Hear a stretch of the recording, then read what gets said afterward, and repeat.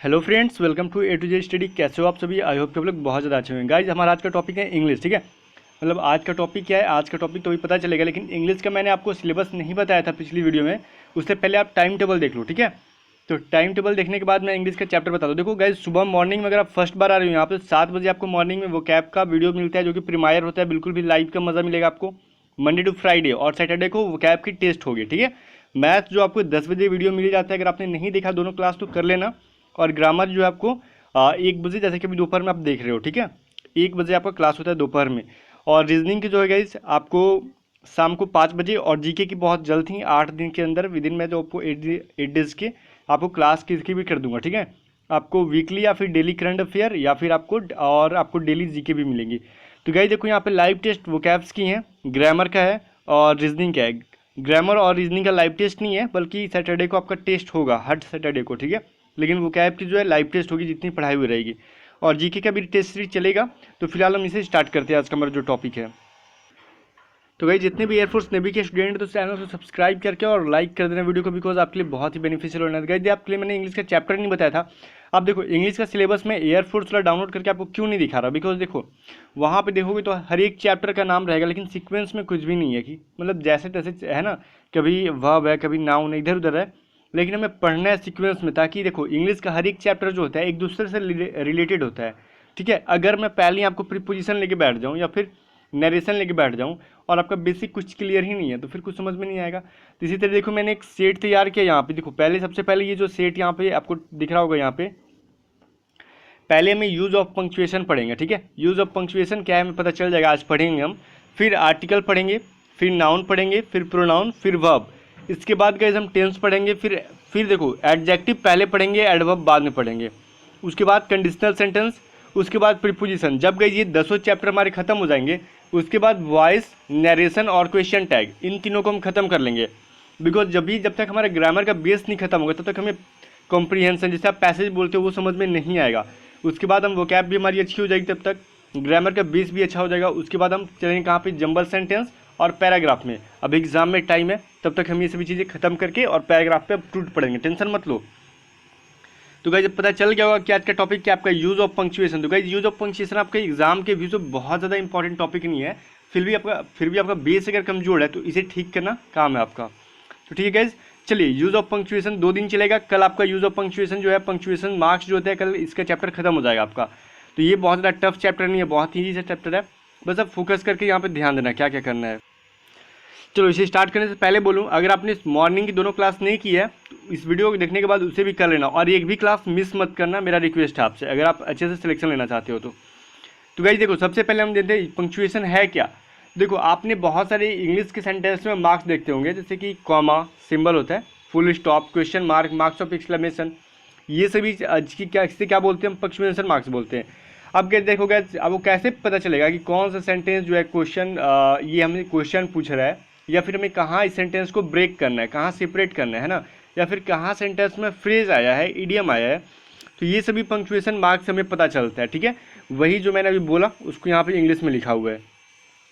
आपको ये जो उसका डेफिनेशन कोई काम नहीं आएगा, फिर भी मैंने लिख दिया। अब गई देखो, वही आपका टाइप्स ऑफ पंक्चुएशन मार्क्स। तो गई देखो, full stop, question marks, marks of exclamation, etc, आपका टोटल 10 जो है इस तरीके से हमें पढ़ना है। तो आज हम सबसे पहले फुल स्टॉप्स के बारे में देखो हम पढ़ते हैं यहाँ पे। अब मैं थोड़ा स्लो पढ़ाऊंगा, इतना तो फास्ट पढ़ा दिया बिकॉज वहाँ पे कुछ इंपॉर्टेंट नहीं था। अब गई देखो, फुल स्टॉप के बारे में हम पढ़ रहे हैं। तो फुल स्टॉप के यहाँ पे जो आपको यहाँ पे फिगर दिख रहा होगा, फुल स्टॉप कैसे करते हैं? सेंटेंस के लास्ट में ऐसे क्या करते हैं, एक बिंदु डाल देते हैं, इसे फुल स्टॉप कहते हैं। ठीक है, जिसका भी इंग्लिश कमजोर है बेसिक से पढ़ो आप। तो गई देखो, इंट्रोगेटिव तथा एक्सक्लामेटरी सेंटेंस के अलावा सभी प्रकार के सेंटेंस के अंत में फुल स्टॉप का यूज होता है। अगर गाइस देखो, हिंदी में बोलो तो अगर प्रश्नवाचक या फिर विस्मयादि बोधक सेंटेंस जो होता है, इन सभी को छोड़ के सभी सेंटेंस के लास्ट में क्या करना है? आपको फुल स्टॉप का यूज कर देना है। जैसे देखो, my sister is calling me, मेरी बहन क्या कर रही है? मुझे बुला रही है। तो ये साधारण सा एक क्वेश्चन था, सिंपल सेंटेंस था, तुमने लास्ट में फुल स्टॉप का यूज कर दिया है ना। अब नेक्स्ट हमारा क्या है? हमारा मोहन, फिर कॉमा यहाँ पे है, ओपन द डोर। यहाँ पे कहने का मतलब क्या हुआ? कॉमा का यूज मैं पढ़ाऊंगा आपको। इसमें भी हमने क्या किया? लास्ट में फुल स्टॉप किया, बिकॉज यहाँ पे मोहन से ये नहीं कुछ पूछा नहीं जा रहा है, यहाँ पे बोला जा रहा है मोहन से ऑर्डर दिया जा रहा है कि दरवाजा को क्या करो, खोल दो, इसलिए हमने यहाँ पे कॉमा दिया, लेकिन कॉमा का यूज हम जब पढ़ेंगे तो आपको समझ में आ जाएगा। मोहन ओपन द डोर, हम इस तरीके से पढ़ेंगे, ऐसे नहीं पढ़ेंगे इसे मोहन ओपन द डोर, ऐसे नहीं पढ़ते हैं। जब भी से कॉमा दिया गया तो थोड़ा सा आपको रीडिंग में भी ब्रेक देना होता है ना। मोहन ओपन द डोर, मैंने थोड़ा सा गैप दिया वहाँ पे रीडिंग में, इसे समझना होता है इन सब चीज़ों को। फिर देखो Sita asked me where I live, ठीक है, आप डायरेक्ट पढ़ सकते हो इसे, Sita asked me where I live, because यहाँ पे कोई भी सेपरेट नहीं इसे किया गया, कोई भी बीच में यहाँ पंक्चुएशन नहीं दिया हुआ है, ये बिल्कुल सिंपल सेंटेंस है। अब बोलोगे यहाँ पे वेयर है, वाट वेयर, इस टाइप का सेंटेंस आता है तो हम क्या करते हैं लास्ट में क्वेश्चन मार्क देते हैं, यही बोलोगे ना आप। तो गाइस ध्यान दो ना, यहाँ पे वेयर के बाद यहाँ पे देखो कोई भी वर्ब नहीं है, अगर वेयर के बाद वर्ब रहता तब ये क्या होता है, क्वेश्चन मार्क बनता, ठीक है। चलो हम रूल नंबर 2 पढ़ते, हमारा क्या है। आपको सेंटेंस अगर कंफ्यूज हुए यहाँ पे तो समझ में आ जाएगा, ठीक है, मैं आपको बता दूंगा, फिर से रिपीट करूंगा, टेंशन नहीं लेना है आपको। रूल नंबर 2 देखो, बी हमारा इनिशियल्स और जो है एब्रीविएशंस के लास्ट में जो होता है फुल स्टॉप का यूज होता है, लास्ट में नहीं बल्कि इसके बीच में भी यूज होता है। तो इनिशियल्स क्या होता है और एब्रीविएशंस क्या होता है, अगर आपको नहीं पता है तो अभी समझ में आएगा। देखो महेंद्र सिंह धोनी का नाम सुना है आपने, सुना होगा। सचिन तेंदुलकर का नाम सुना है, बहुत अच्छे सुना होगा बिकॉज आप तो क्रिकेट के फैन हो। अब महेंद्र सिंह धोनी को आप लोग क्या बोलते हो, एम एस धोनी, ठीक है, हम एम एस धोनी को ही लेते हैं। क्या बोलते हो आप, एम एस धोनी। तो एम एस का फुल फॉर्म क्या हुआ, महेंद्र सिंह। इसे मतलब धोनी के नाम के पहले एम एस जो आता है उसके नाम का क्या है, शॉर्ट नेम है ये, तो इसे क्या बोलते हैं, इनिशियल्स। किसी भी नाम के पहले का जो वर्ड हमें शॉर्ट में करना होता है तो उसे क्या बोलते हैं, इनिशियल्स। मैंने यहाँ पे लिखा है ये क्या है, इनिशियल्स। तो एम एस के बीच में क्या हुआ, मैं एम के बाद एक फुल स्टॉप दिया हमने, एस के बाद एक फुल स्टॉप दिया। अब डायरेक्ट हम एम एस धोनी लिख देते हैं ना, तो ये लगता है कि एम एस धोनी नाम ही है, इसका फुल फॉर्म निकालना कोई ज़रूरत ही नहीं है। तो ऐसा तो कुछ नहीं कि एम एस धोनी नाम है, महेंद्र सिंह धोनी नाम है ना उनका, फेमस व्यक्ति का नाम यहाँ पे ले रहा हूँ ताकि आपको समझ में आए। तो वही बात है यहाँ पे, इससे आपको ये पता चलता है कि एम एस के बीच में कुछ छुपा हुआ है, मतलब महेंद्र सिंह छुपा हुआ है ना। तो बिना ये बोलूँ मैं इसे इनिशियल्स के बिना इसे मत बना देना, इसे फुल स्टॉप के बिना मत लिख देना महेंद्र सिंह धोनी, तो ये एम एस धोनी उसका नाम ही हो जाएगा, रियल नेम, ठीक है ना। तो यहाँ पे आपको समझ में आ गया कैसे यूज करना है। अब देखो यूके, यूके क्या है आपका, यूनाइटेड किंगडम, ठीक है, ये आपका क्या है, देश है, यूनाइटेड किंगडम।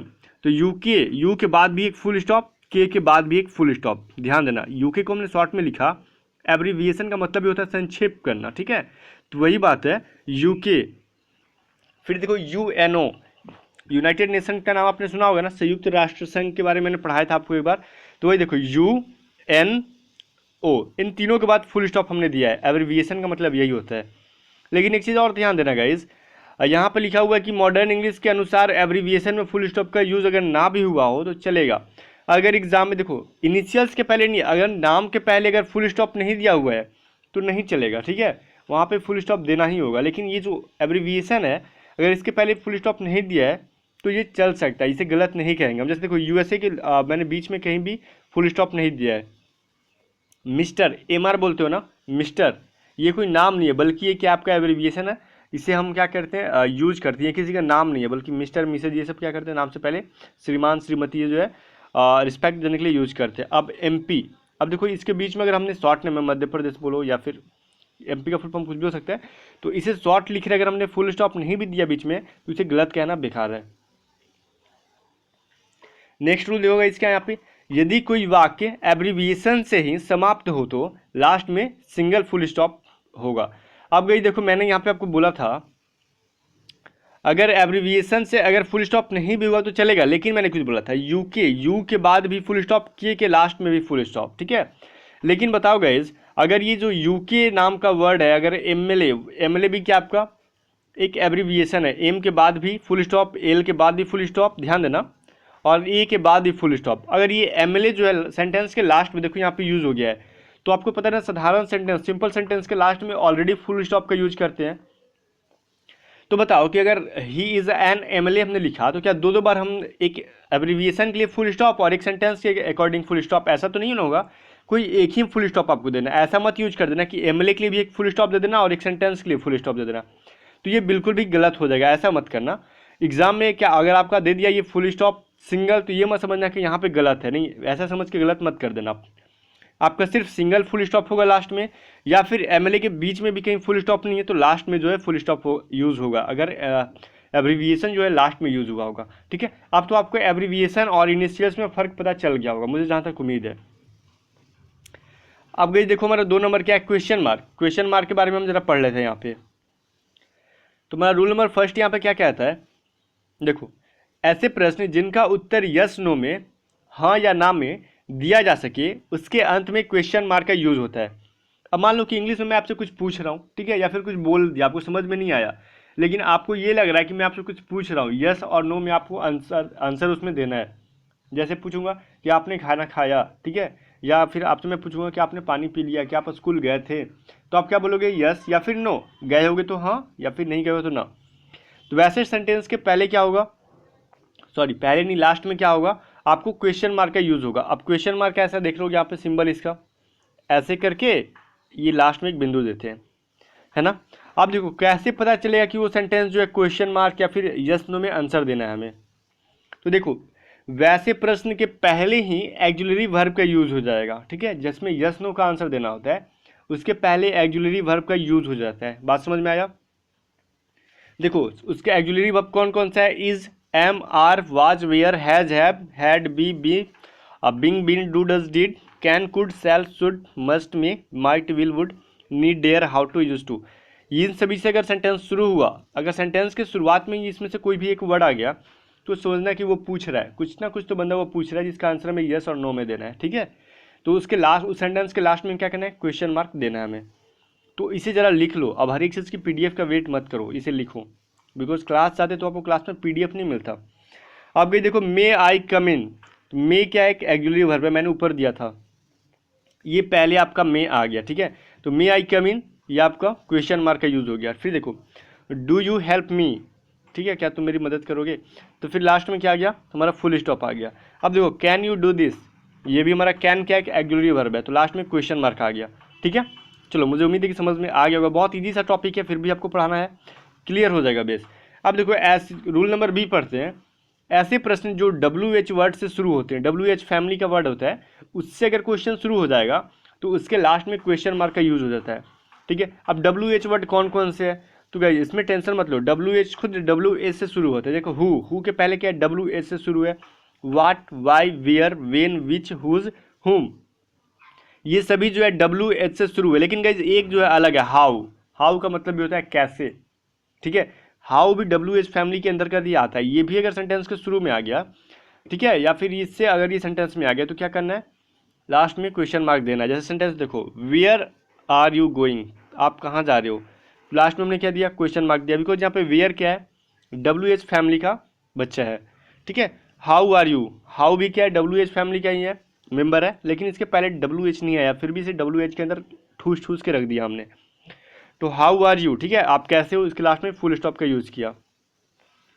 अब गई देखो क्वेश्चन टैग के अंत में भी क्या होता है, फुल स्टॉप का यूज़ होता है। अगर आपको क्वेश्चन टैग का मतलब नहीं पता है ना, कोई बात नहीं, टेंशन मत लो, क्वेश्चन टैग में पढ़ाऊंगा आपको, तो बस याद कर लो कि क्वेश्चन टैग अगर आएगा तो उसके लास्ट में यहाँ पे क्या होगा, क्वेश्चन मार्क आएगा, फुल स्टॉप नहीं बल्कि क्वेश्चन मार्क आएगा। गाइस देखो यहाँ पर क्या है, सेंटेंस है, आई एम प्लेइंग क्रिकेट, मैं क्या कर रहा हूँ, प्लेइंग कर रहा हूँ, मतलब क्रिकेट खेल रहा हूँ, आरंट आई। ठीक है, इसका मतलब क्या होता है, जैसे आप लोग बोलते हो ना कि मैं आज जाऊँगा, फिर आप मम्मी से पूछते हो कि मम्मी बोलना मैं जाऊँगा कि नहीं जाऊँगा, है ना, या फिर मैं जाऊँगा ना, ऐसे हम लोग पूछते हैं ना, मम्मी आप बताओ मैं जाऊँगा ना। तो वही बोल रहा है ये बच्चा कि आई एम प्लेइंग क्रिकेट, मैं क्रिकेट खेल रहा हूँ ना। आप कुछ सेंटेंस बोल के लास्ट में न करके यूज करते हो ना, वही है क्वेश्चन टैग। हमने क्या किया, आरंट आई, आरंट आई कैसा हुआ, इस पर ध्यान मत दो, जब भी क्वेश्चन टैग आता है तो क्वेश्चन मार्क का क्या करते हैं, यूज करते हैं। मैं इसको बताऊंगा यूज जब क्वेश्चन टैग पढ़ेंगे। तो I am not your enemy, मैं आपका क्या हूँ, शत्रु नहीं हूँ। एम आई, क्या हूँ मैं, ठीक है, जब मैं आपसे बोल रहा हूँ कि मैं आपके दुश्मन नहीं हूँ, फिर आपसे पूछूंगा क्या मैं दुश्मन हूँ आपका, तो नहीं हूँ ना, आपको भी पता है, वही है। तो लास्ट में क्वेश्चन मार्क का यूज करते हैं। अब यहाँ पे एम आई और यहाँ पे आई के पहले आर का यूज कैसे हुआ, इन सब का टेंशन मतलब सब मैं बताऊंगा, ठीक है, क्वेश्चन टैग में। आप गई देखो लास्ट हमारा यह है क्या है, इन्वर्टेड कॉमा के अंत में भी अगर क्या है, प्रश्नवाचक सेंटेंस अगर यूज हो जाए तो उसके बाद भी क्वेश्चन मार्क का यूज कर देंगे। अब देखो यस नो में पूछने वाला क्वेश्चन आ जाए या फिर WS फैमिली का अगर क्वेश्चन आ जाएगा, दोनों इन्वर्टेड कॉमा ऐसे बोलते हो ना, अगर इसके अंदर रहे तो फिर भी हम क्या करेंगे, क्वेश्चन मार्क का यूज करेंगे। हमें ये नहीं सोचना है कि इन्वर्टेड कॉमा आ गया तो हम क्वेश्चन मार्क का यूज नहीं करेंगे। जैसे देखो नरेशन का क्वेश्चन एक, ही सेड टू मी, ठीक है, हु आर यू, उसने मुझसे पूछा कि तुम कौन हो, पूछ रहे ना यहाँ पे तुम कौन हो, हु आर यू। तो देखो गाइज यहाँ पे क्या है, क्वेश्चन मार्क का यूज हुआ। वैसे मैंने इस सेंटेंस को पलट के भी लिख सकते हैं, हु आर यू, तुम कौन हो, ही सेड टू मी, उसने मुझसे पूछा, ठीक है। तो बस यहाँ पे यही समझो कि हु आया है, इसके वजह से हमने क्वेश्चन मार्क दिया है। बाकी सेंटेंस के बारे में ज़्यादा मत सोचो, बिकॉज अभी क्लास का फर्स्ट डे है आपका, समझ लो आपको कुछ नहीं आता। अब हम यहाँ से स्टार्ट ही कर रहे हैं, ठीक है। अब गई देखो यहाँ के आगे ब्लैंक आपको नजर आ रहा, खाली पेज नजर आ रहा होगा, यहाँ पे मैंने अभी और नोट्स लिखना है अभी, और इसके बाद जो है कल मैं आपको यूज़ ऑफ पंक्चुएशन मार्क्स कल खत्म कर दूंगा। अगर आपने वीडियो को लाइक नहीं किया तो अभी तक लाइक कर देना, तो चैनल को सब्सक्राइब अभी तक नहीं किया तो फिर सोचो यार, आपको तो मैंने कोई आपको एफर्ट के लिए मैंने कुछ बोला नहीं है, चैनल को सब्सक्राइब कर दो, मैं आपसे कुछ डिमांड नहीं कर रहा, बस सब्सक्राइब कर दो और नोटिफिकेशन बेल को भी हिट कर देना, ताकि जब जब मैं वीडियो अपलोड करूँगा ना आपके पास जो है वीडियो का नोटिफिकेशन आ जाएगा। चलो गुड बाय।